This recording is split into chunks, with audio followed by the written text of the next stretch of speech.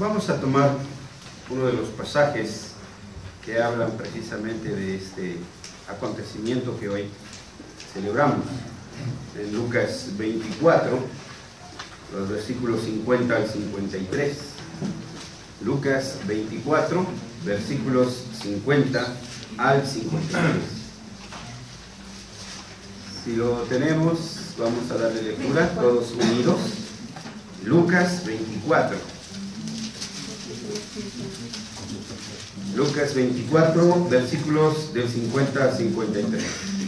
En lectura unida, todos, dice así: Y los sacó fuera hasta Betania, y alzando sus manos los bendijo. Y aconteció que bendiciéndolos se separó de ellos y fue llevado arriba al cielo. Ellos, después de haberle adorado, volvieron a Jerusalén con gran gozo, y estaban siempre en el templo, alabando y bendiciendo a Dios. Amén. Vamos a orar, hermanos. Nuestro Dios y nuestro Rey, nuestro Padre, te damos gracias por concedernos una vez más, desde este lugar, proclamar tu gloriosa majestad en la comunión de los santos. Te damos gracias porque nos concedes también ver el rostro de cada uno de nuestros hermanos y hermanas y estrechar su diestra y disfrutar un anticipo, Señor, de lo que será nuestra comunión permanente contigo, con tu Hijo y con tu Espíritu Santo en la parusia de nuestro Señor Jesucristo. Gracias porque nos concedes también, Señor, dar testimonio de tu poderoso Evangelio en la transformación de nuestras vidas y lo que tú esperas hacer en tu reino con nuestras vidas. Te pedimos, Señor, que en esta hora que tu palabra va a ser abierta y expuesta, tu Espíritu Santo haga la obra en nuestros corazones para que, Señor, seamos tocados por tu palabra y transformados por el poder de tu Espíritu Santo con un solo deseo de vivir haciendo tu voluntad. En el nombre de Cristo Jesús. Amén. Amén. El título que ustedes ven ahí, subió al cielo y está sentado a la diestra de Dios, es uno de los artículos del credo de los apóstoles.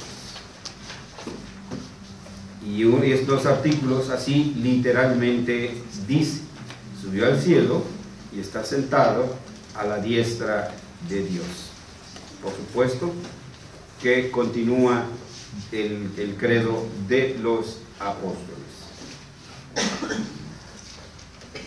40 días, como lo hemos venido también en otras ocasiones mencionando, después de que nuestro Señor resucitó de entre los muertos, Él dio algunas instrucciones finales a sus discípulos y después ascendió al cielo, según leímos en Lucas 24 y en Hechos capítulo 1, en las lecturas que acabamos de leer.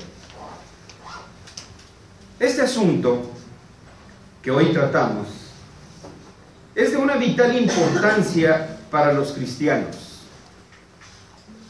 No es un hecho aislado. Por eso es que la Iglesia universalmente confiesa este extraño evento como un artículo de fe. Universalmente en tiempo y universalmente también en el espacio.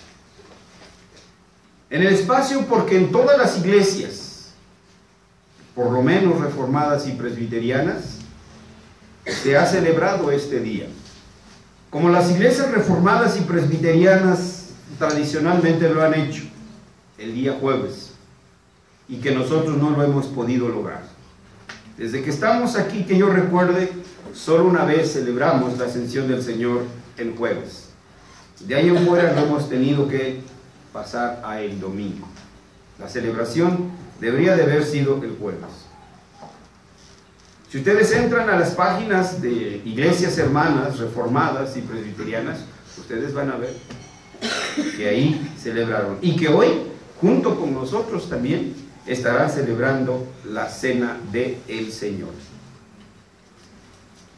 En cuanto al tiempo, hermanos, la Iglesia la ha considerado también de vital importancia, de tal manera que ha quedado en blanco y negro, como luego se dice, en el credo de los apóstoles.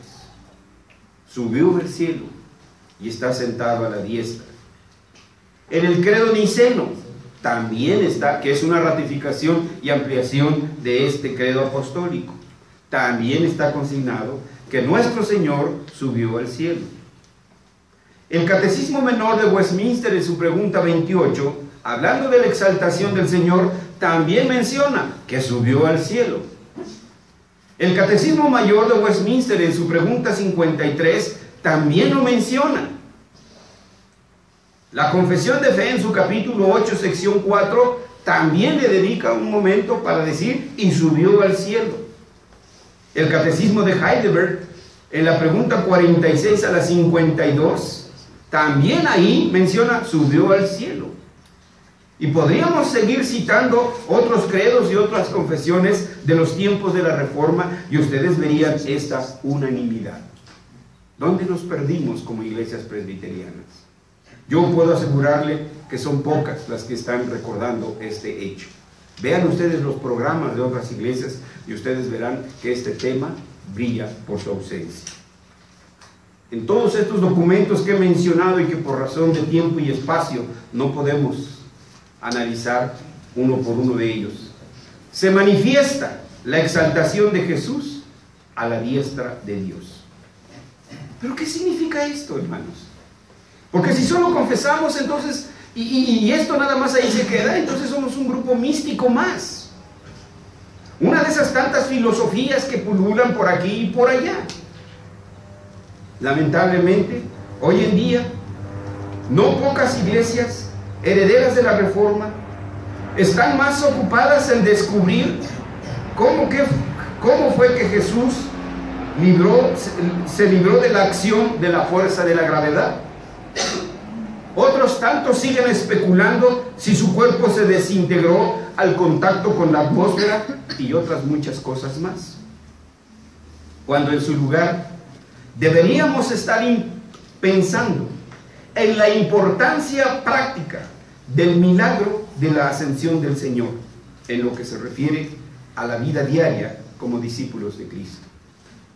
¿Qué relevancia tiene para nosotros la ascensión de Jesucristo en mi vida cotidiana, como maestro, como profesionista, como ingeniero, como ama de casa, como estudiante? ¿Qué impacto ha tenido esto en mi vida total y cotidiana?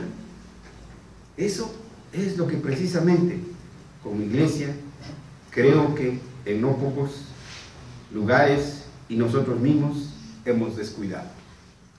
Entonces, ¿qué es lo que realmente significa la ascensión del Señor? ¿Y qué hay para nosotros? ¿Qué desafíos, qué retos vienen para nosotros alrededor de este milagro portentoso?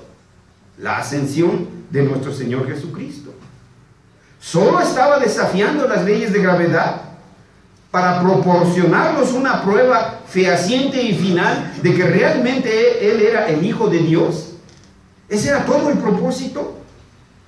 ¿O era la salida vertical de Jesús al cielo, donde Él fue a preparar un hogar permanente para nosotros, como si fuera un condominio espiritual al cual vamos a llegar cada uno de nosotros, como si tuviéramos nuestra propia gavetita ahí ya preparada?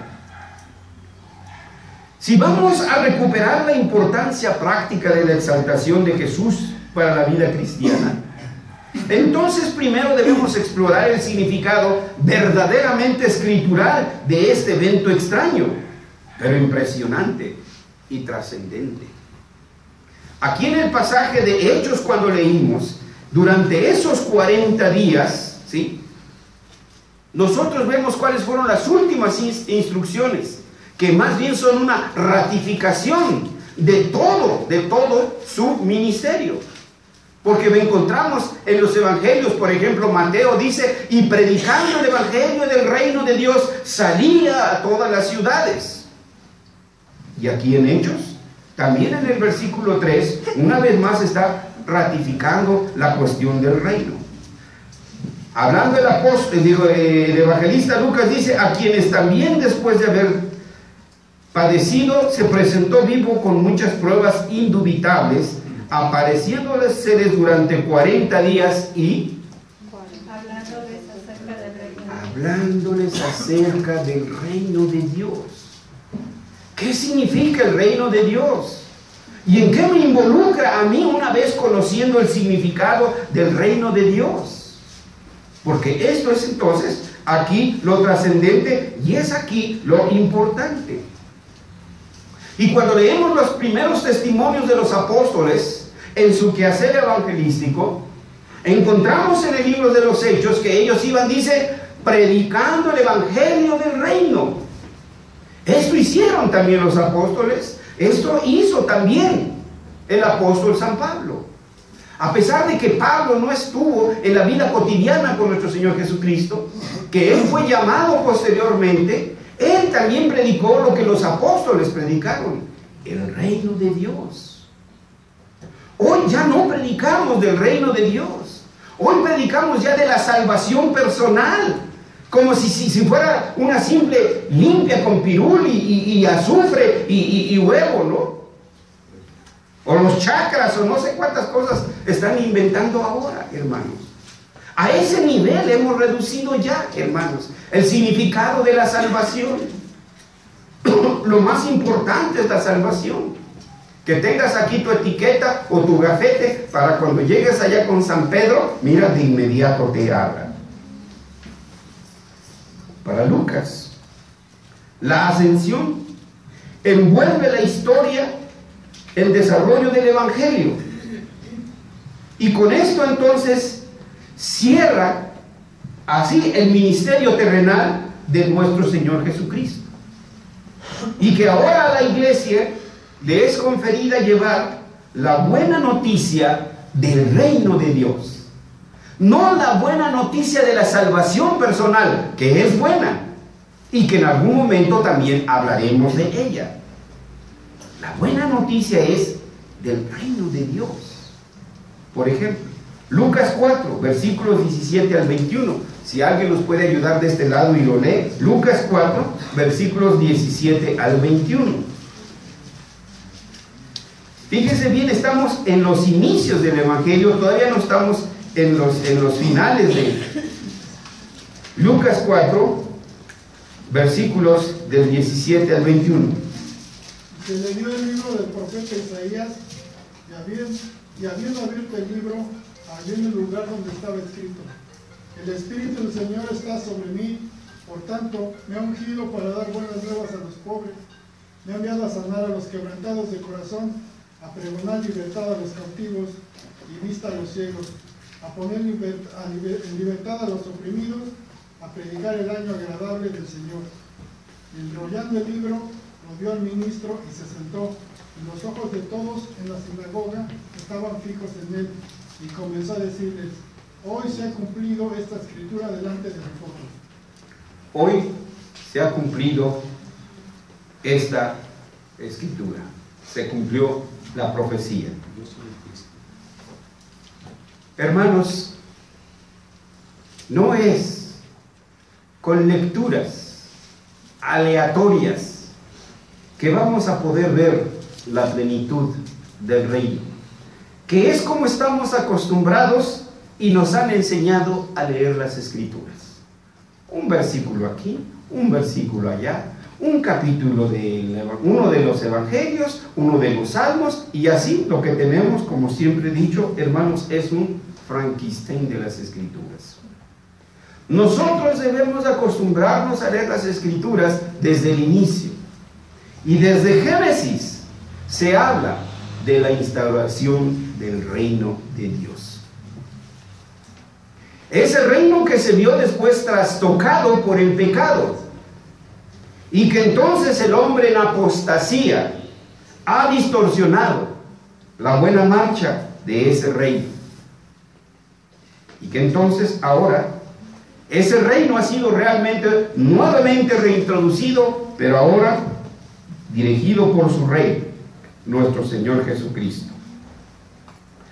Si a este mismo pasaje que leímos ahora le agregamos el versículo 43, ¿alguien lo puede leer?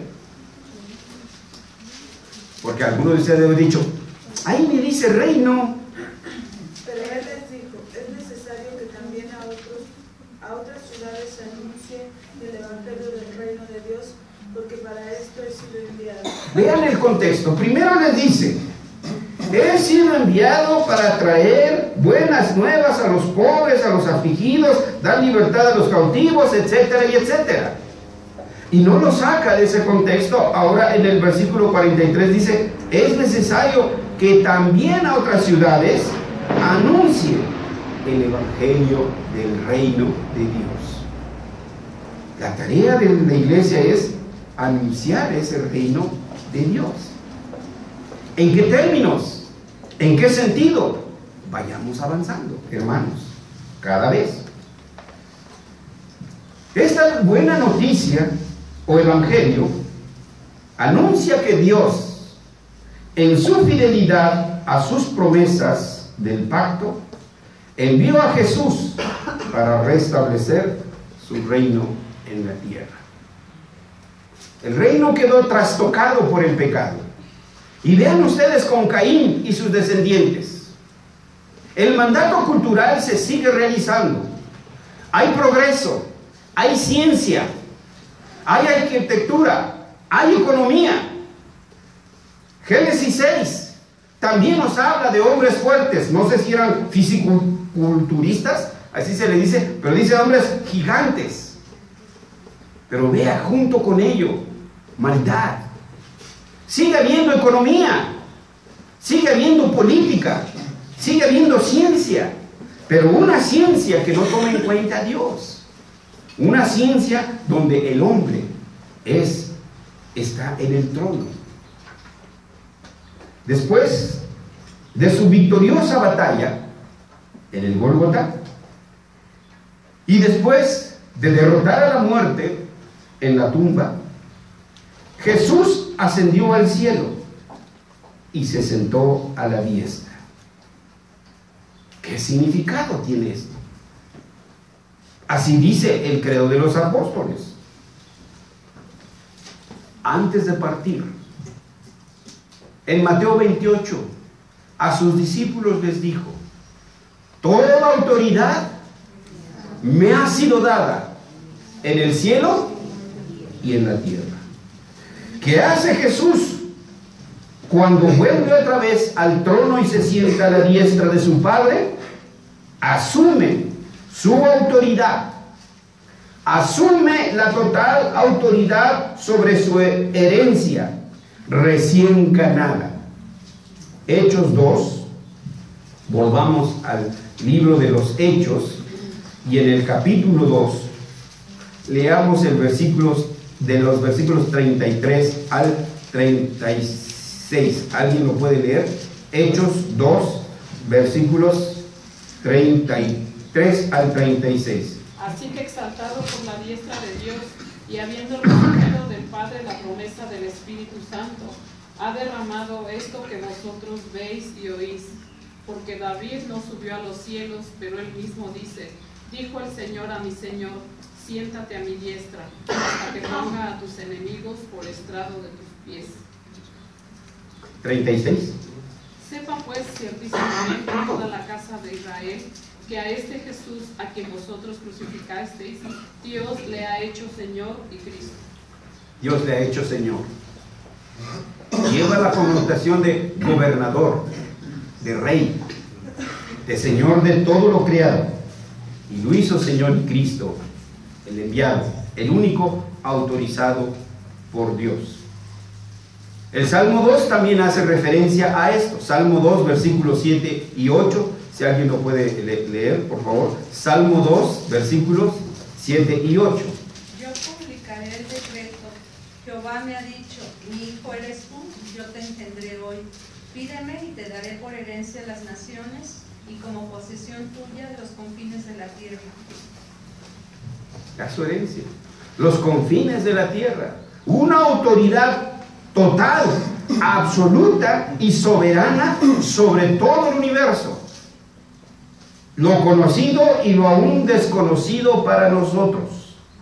Y en el Salmo 110, versículo 1,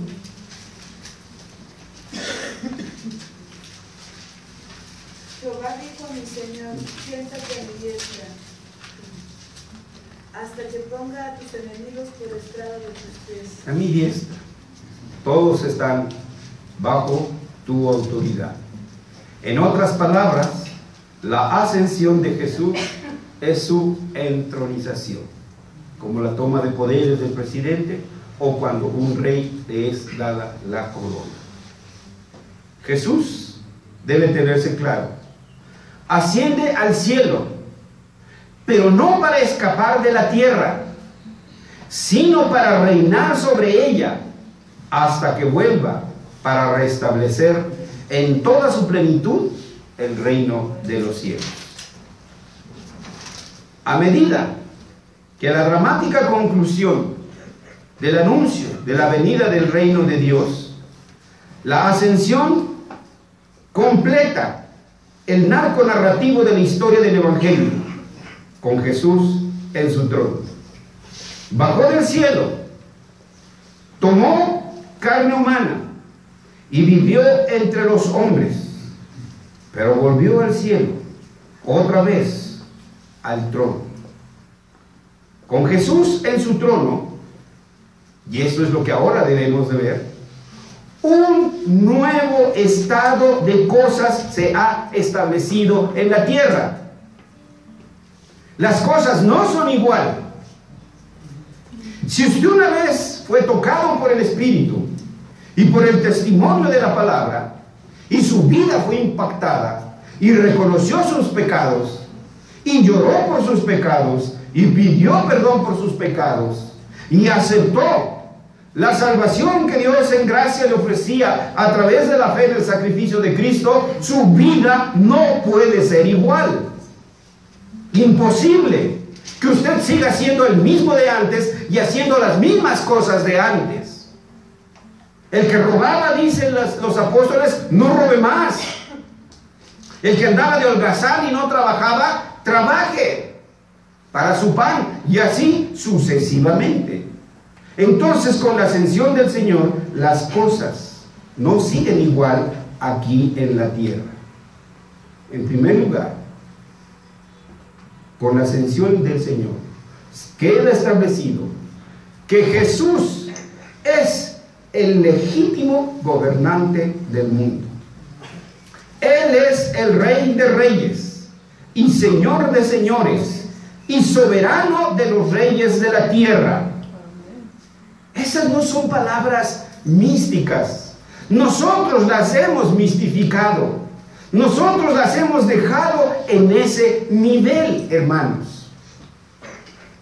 Porque cuando habla de las autoridades, Pablo a los romanos, habla de que ellos y la iglesia están bajo la autoridad de Dios.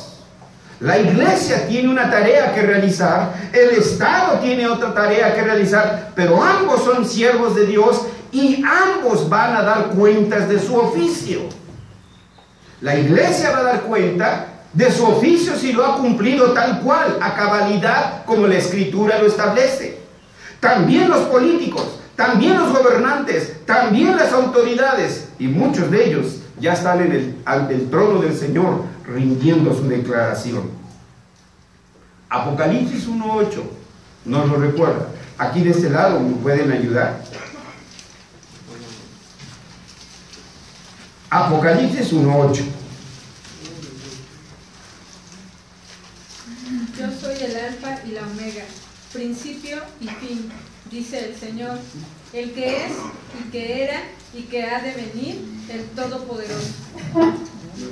Es, era y va a venir el Todopoderoso. Ahora Apocalipsis 19:16, de este lado a mi izquierda.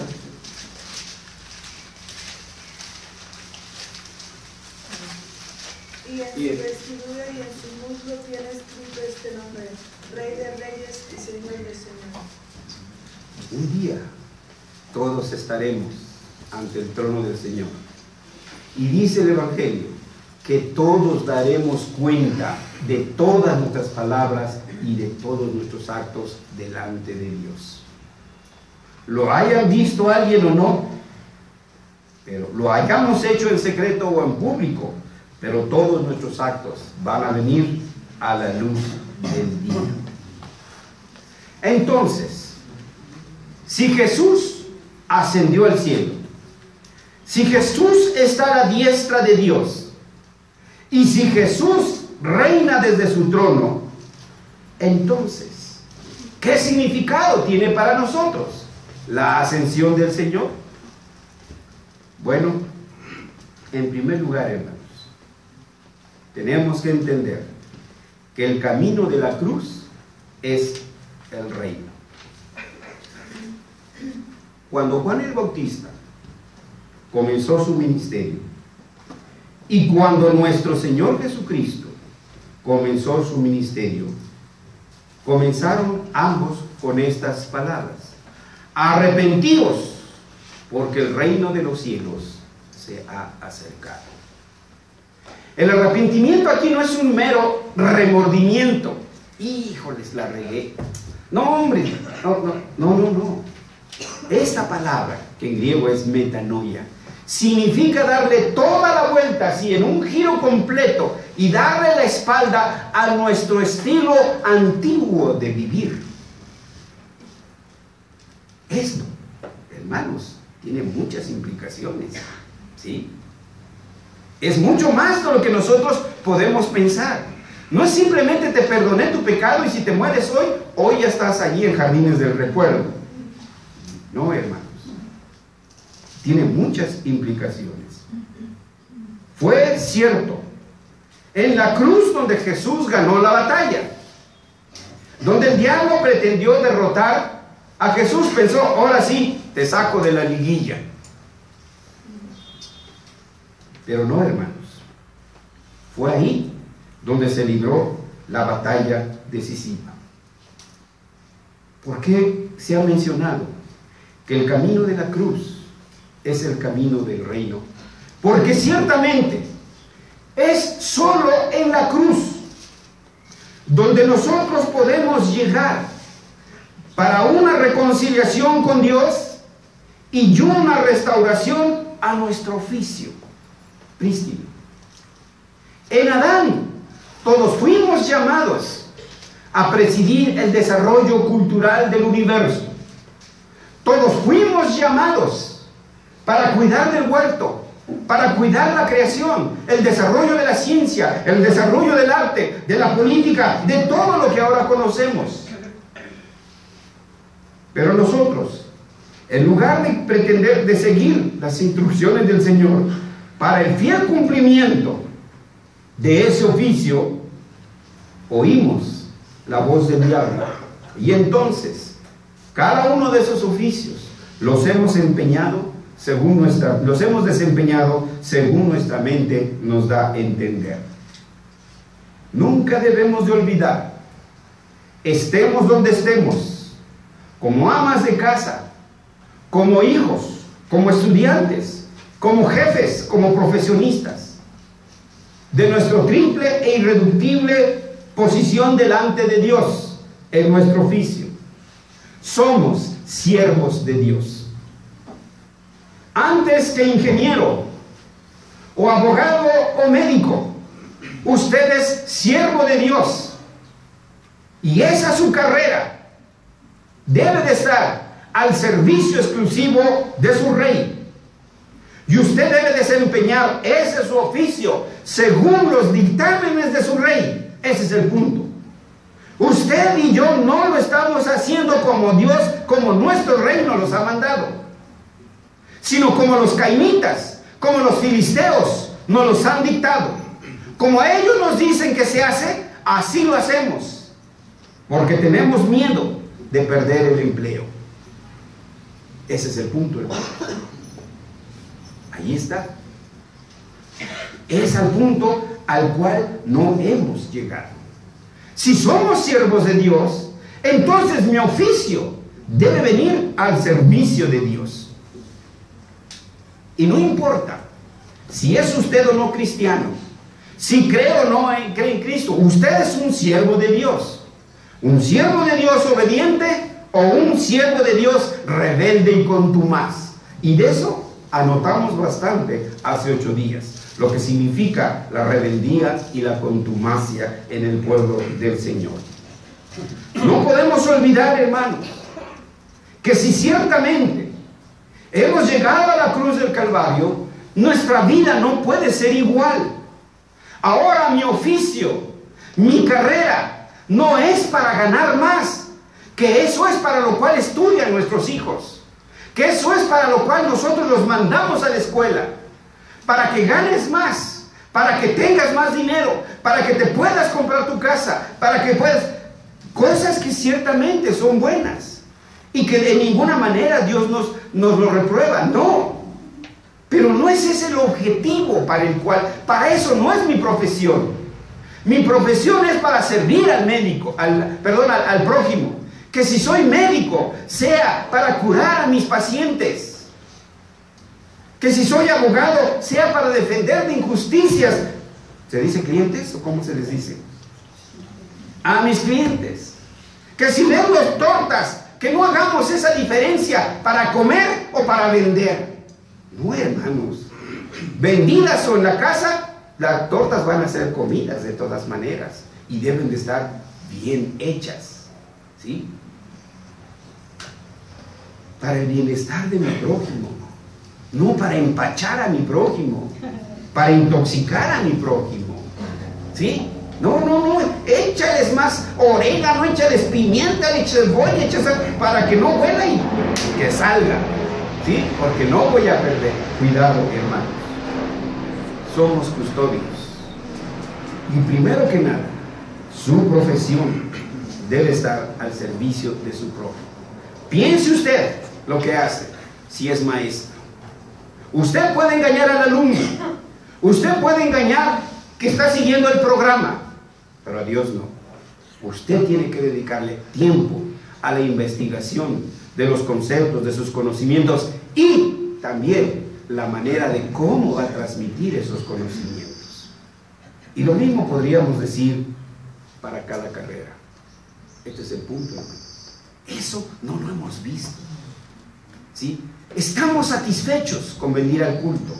Debemos de venir. Y creemos que con eso ya cumplimos con nuestra tarea. No. Aquí se nos viene a vitorear, se nos vienen a dar instrucciones para ir allá fuera. No se nos debe olvidar que cuando fuimos establecidos en el reino de Dios y nos fue dado el oficio, también se nos dio la tarea de cuidar de la creación. ¿Sí? La totalidad de la creación, hermanos. Somos custodios de la creación. ¿Por qué entonces patea a su perro? ¿Por qué entonces lo tiene sin comer, sin darle de agua? ¿Por qué soporta al perro, que es distinto de amarlo? Muy distinto, ¿eh? Soportarlo de amarlo.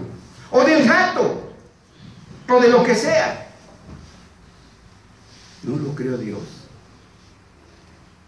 ¿O no nos podemos enternecer con el hipopótamo bebé? ¡Ay, no, qué horror! ¿No? El cocodrilo, no, ni Blubrilén trae. Dios los hizo, hermanos, ¿sí? Y no se diga cuando nos lengüetean, ¿no? Hermanos, son creación de Dios, ¿sí? Son creación de Dios y estamos llamados a cuidarlos. Por supuesto, usted no puede cuidar a todos los perros del mundo o a todos los gatos del mundo, pero el que le puso a Dios ahí, ese es el que Dios le puso para cuidar. ¿Y que va a dar cuentas? Claro que va a dar cuentas, hermanos. Del árbol, de todo, hermanos. Nuestros trabajos, nuestras profesiones nunca deben de agotar los recursos que Dios nos ha dado en la creación. En segundo lugar, hermanos, hablar del reino.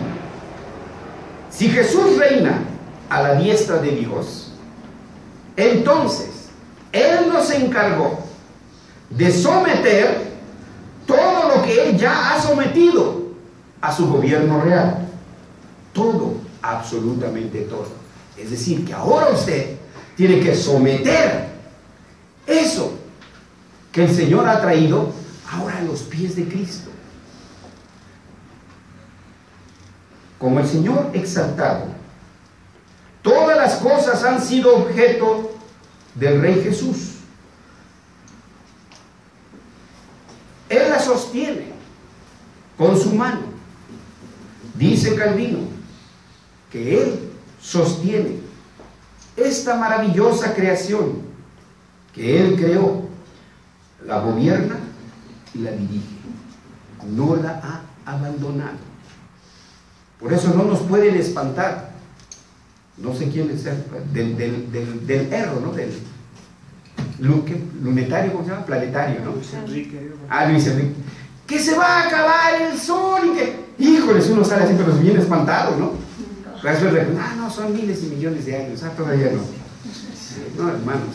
Este mundo no se va a acabar más que cuando diga Dios y punto. Durante el tiempo de la llamada Guerra Fría entre Rusia y Estados Unidos, ¿no? Como luego decían de los mexicanos, pobres de los mexicanos, ¿no? Tan lejos de Dios y tan cerca de Estados Unidos. ¿Sí? Entonces imaginen los misiles, no solamente con que llegaran a Estados Unidos, aunque sí le atinaran, pero los efectos de la radiación, y no se diga más todavía, si algún misil se equivoca y ¡pum!, cae en el Escandón. No, lo vamos a desviar un poquito ahí, ¿no? ¿Sí? O cae en Iztapalapa. Claro, ¿no? También, ¿no? Pues que acá siempre la dejamos fuera, ¿no? No, hermanos, sí. No. El mundo no se va a acabar más que cuando Dios diga. Y como Dios ha dicho que ha de ser. Es más, el mundo no se va a acabar, hermanos. Esas películas apocalípticas, o qué es como se diga, no sé qué fumaron antes de hacer esas películas, hermanos. Porque así no se va a acabar el mundo. No se va a acabar el mundo. El mundo va a ser otra vez purificado. Dice por fuego, dice Apocalipsis, dice, todo esto va a ser purificado, restablecido otra vez, como Dios lo creó al principio. Si no, no van a ser partículas cósmicas ahí viajando por la Vía Láctea y hasta allá y al infinito, ¿no? No, hermanos. Debemos de tomar eso muy en cuenta. Nada puede estar fuera del alcance de su dominio. Nada. Esto es muy importante, jóvenes, que están estudiando una carrera, que van a concluir esa carrera. Su carrera no puede estar fuera del dominio de Cristo. El que creó todas las cosas y nos reconcilió con su sangre es el preeminente sobre todas las cosas. Colosenses capítulo 1 nos lo recuerda ahí Pablo, en los versículos. Colosenses capítulo 1 del versículo 15 en adelante hasta el 20. Es la imagen del Dios invisible, el primogénito de toda creación. Porque en Él fueron creadas todas las cosas, las que hay en los cielos y las que hay en la tierra, visibles e invisibles, sean tronos, sean dominios, sean principados, sean potestades. Todo fue creado por medio de Él y para Él. Y Él es antes de todas las cosas, y todas las cosas en Él subsisten. Y Él es la cabeza del cuerpo, que es la iglesia, el que es el principio, el primogénito de entre los muertos, para que todo tenga la preeminencia, por cuanto agradó al Padre que en Él habitase toda plenitud, y por medio de Él reconciliar consigo todas las cosas, así las que están en la tierra como las que están en los cielos, haciendo la paz mediante la sangre de su cruz. Me gustaría ir palabra por palabra, tilde por tildes, pero ya vi sus caras y dices, no, pastor, déjelo así nada más. Pero esta frase que dice, para que en todo tenga Él la preeminencia, en todo, para que en todo tenga Él la preeminencia. Y miren a quién le dio esa tarea de anunciar esa reconciliación, a su iglesia, a usted y a mí. No solo por medio de folletaje, sino por el fruto de sus manos, el fruto de su trabajo. Con ese usted también predica, cuando lo hace bajo el estricto dominio de su Señor, bajo el estricto control de su palabra. Y el versículo 20 dice, y por medio de Él, se refiere a nuestro Señor Jesucristo, reconciliar consigo todas las cosas, así las que están en la tierra como las que están en los cielos, haciendo la paz mediante la sangre de su cruz. Esta es la cosmovisión bíblica del cristiano.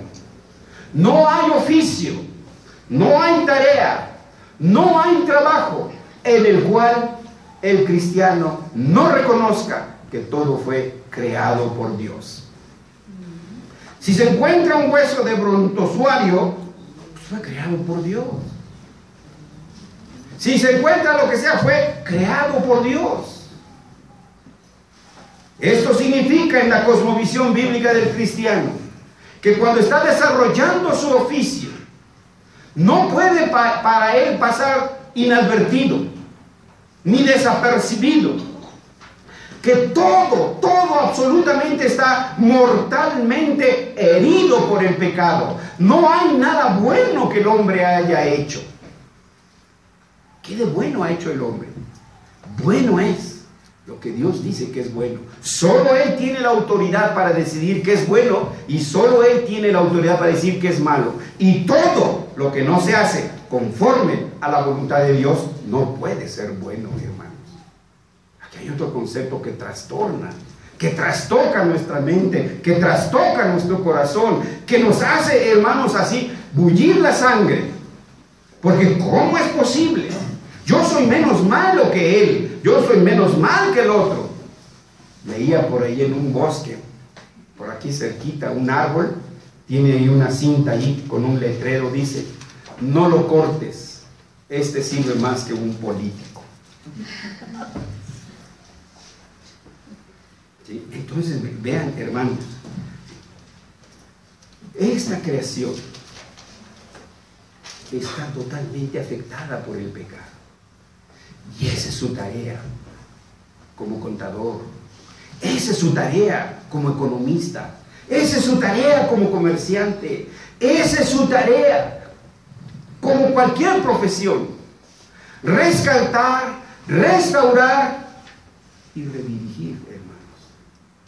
Y es lo que no hemos hecho para nada, en absoluto. Sigue enviando a su hijo Eleibero, no hay problema. Sigue enviando a la náhuac a su hijo, no hay problema. Dios no ve, Dios está ciego. Envíalo a donde quiera. Pero el Salmo dice, bienaventurado el varón que no estuvo, ¿qué? En consejo de malos. Consejo de maestros, junta de maestros. Malos maestros, sí, si no han nacido de nuevo. Escritura sí es, hermanos. No nos ha caído el 20, eso todavía no vemos eso. Por eso entonces necesitamos entender lo que significa que Dios está a la diestra y que Dios está gobernando y que Dios está reinando en su Hijo Jesucristo. Porque nada de eso hemos traído a los pies de Cristo. Estamos tranquilos con ir el día que me nace del corazón a la iglesia y ya cumplí, porque fui de todo corazón. Cualquier pretexto, cualquier motivo es suficiente. Cristo creó todas las cosas y las reconcilió. Y así como Jesús dijo, todo poder en el cielo y en la tierra me ha dado a mí, así Él nos los ha dado a nosotros. Nosotros en su nombre debemos de rescatar y de restaurar todo eso que ahora está en malas manos y mal dirigido. Quiero concluir con esto. Si Jesús reina, a la diestra de Dios, entonces la adoración nos reorienta a esta realidad cósmica. Creación, todo lo creó Dios. Caída, todo ha sido afectado por el pecado. Redención, todo tiene que ser redimido para su reino, para nuestro Cristo. Pablo dijo, el reino de Dios no son palabras, sino poder. Vea usted esas iglesias y esos hermanos. Cristo reina, aleluya, amén. Y allí, pero afuera en el reino de Dios, ¿de veras ahí reina? Por eso Pablo dice, el reino de Dios no son palabras, sino poder. Y la palabra griega que usa el apóstol aquí es dinamis, que además de poder significa trabajo, obra. El reino de Dios no son palabras, sino trabajo. Su trabajo está hecho para la gloria de Dios, o solo está buscando sacar para la chuleta. O como alguien una vez escuché por ahí que se pasó una noche jugando para las carnes, ya la hice, ya saqué para el ¿qué? Para los seguros, para pagar los seguros, será del carro, el seguro médico, etcétera, etcétera, porque con el IMSS, ay, ya no hay nadie aquí, de ahí. ¿Sí? Entonces, hermanos, ¿sí? Acabo de ver por ahí una invitación, hermanos, confraternice. Pues sí, ya me están oyendo y me van a ver al rato. ¿Sí? Nos están invitando a una pomposa conferencia. La responsabilidad social de la iglesia, zapatero a tu púlpito. Eso es tarea de los ciudadanos cristianos. Su responsabilidad es de usted ahí en el área donde Dios lo puso, porque usted es custodio de su prójimo. Qué distinta la visión del Instituto Político Cristiano Reformado, donde se está llevando, porque cuando yo estaba nomás había dos, quiere decir que mejor le continúan ustedes. Hermanos, ahí está un curso de liderazgo para sus hijos, para sus jóvenes, pero de seguro que está pagando extras para algún curso extra. ¿Y por qué para ese no? ¿Sí? Estamos viendo un curso de líderes con visión. ¿Qué significa ser líder? Estar al frente como jefe. Es una responsabilidad muy grande, hermanos. No es nada más de tronar los dedos y mandar. Y también, ¿por qué no decirlo, hermanos?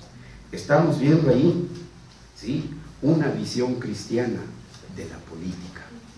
Por cierto, hermanos, el afiche ese de ahí, no sé si esté patrocinado, pero trae un logo del PRD, del PRI y del PAN. ¿Quién sabe? Digo, yo no sabré decir, pero ahí está. Hermanos, necesitamos entonces entender el significado de la ascensión de Cristo. Cristo ascendió para asumir su reinado, pero ha dejado que sus súbditos traigan todo ese reino a sus pies. Esa es su tarea, esa es mi tarea. Vamos a orar. Nuestro Señor y nuestro Dios, primeramente te damos gracias por abrir nuestros ojos ante la amplitud e inmensidad de tu palabra. Pero a la vez tenemos que pedirte perdón, avergonzados, Señor, porque no hemos hecho absolutamente nada, Señor, para traer nuestros oficios a los pies de Cristo. No hemos hecho nada, Señor, para expandir tu reino en los distintos oficios donde nos has colocado. Absolutamente nada. Perdónanos, Señor, por ese pecado. Porque no tenemos idea, Padre Santo, de nuestro deber de formar universidades, de empresas cristianas. No podemos, Señor, porque estamos peleándonos como perros y gatos. cada uno con su visión, cada uno con su manera de entender las cosas, y no yendo a la fuente de quien debe calificarnos, Señor. Por eso no han permanecido las empresas cristianas, no han permanecido las escuelas cristianas, Señor, porque no hemos entendido lo que significa la comunión de los santos. Señor, perdónanos por ese pecado, del cual daremos cuentas un día delante de ti. Hoy, Señor, queremos pedirte que muevas nuestros corazones, Señor, que no permitas que seamos abúlicos, Señor, que podamos ver, Señor, nuestra tarea y asumirla, y que podamos vivir unidos, Señor, para que unidos afrontar esta tarea, Señor, y no cada quien solito en su rincón y en su esquina, Señor, sino como lo que somos, el cuerpo de Cristo, la gloriosa iglesia de nuestro Señor Jesucristo, la comunión de los santos. Solo tú puedes hacer ese milagro de unirnos para realizar nuestras tareas en unidad. En tu nombre lo pedimos y esperamos ese milagro. Amén. Amén.